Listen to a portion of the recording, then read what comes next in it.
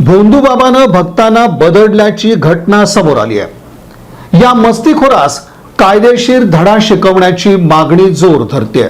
सोलापूर जिल्ह्यात सध्या भोंदूगिरीचे अनेक धक्कादायक प्रकार उघडकीस येत आहेत। संपूर्ण राज्याचं लक्ष वेधून घेणाऱ्या कॅप्टन अशोक खरात याच्या अंधश्रद्धा आणि फसवणुकीच्या प्रकरणाची चर्चा अद्याप ताजी असतानाच आता आणखीन एका भोंदूबाबाचा संतापजनक कारनामा समोर आलाय। पंढरपूर सारख्या पवित्र तीर्थक्षेत्राच्या लगत असलेल्या एका गावामध्ये भक्तांच्या भोळ्या विश्वासाचा गैरफायदा घेणाऱ्या एका भोंदूबाबानं चक्क फसवणुकीचा जाब विचारणाऱ्या भक्तांवरच हल्ला केल्याची भयंकर घटना घडली आहे। या घटनेमुळे संपूर्ण सोलापूर जिल्ह्यात मोठी खळबळ उडाली असून सामान्य नागरिकांमध्ये संतापाची लाट उसळली आहे। पंढरपूर तालुक्यातील फुलचिंचोली हे या नव्या धक्कादायक घटनेचं केंद्रस्थान ठरलंय। या गावात संतोष जाधव नावाचा एक व्यक्ती स्वतःला मोठा बाबा म्हणून घेत होता। तो विविध प्रकारच्या भूलथापा देऊन आणि अंधश्रद्धेचा बाजार मांडून अनेक निष्पाप नागरिकांची उघडपणे दिशाभूल करत होता। मात्र काही काळानंतर त्याच्या या भोंदूगिरीचा आणि फसवणुकीचा बुरखा फाटण्यास सुरुवात झाली। आपली फसवणूक होत असल्याचं लक्षात आल्यावर काही जागरूक भक्तांनी एकत्रित येत या प्रकरणाचा जाब विचारण्याचं ठरवलं। त्यांनी थेट फुलचिंचोली इथं जाऊन या भोंदूबाबा संतोष जाधव याला त्याच्या खोट्या आश्वासनाबाबत आणि फसवणुकीबाबत थेट प्रश्न विचारले।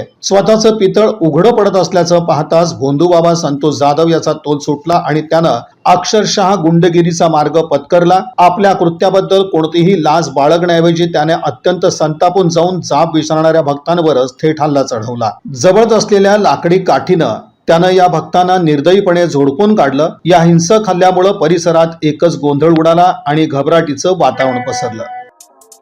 या बातमीपत्राचे प्रमुख प्रायोजक प्लॅटिनम मॉल इंद्रधनु सोलापूर। सोलापुरातील सर्वात प्रतिष्ठित इंद्रधनु सोसायटीचा नवीन भव्य कमर्शियल प्रोजेक्ट आता रेल्वे स्टेशनच्या अगदी शेजारी शहराच्या मध्यवर्ती ठिकाणी।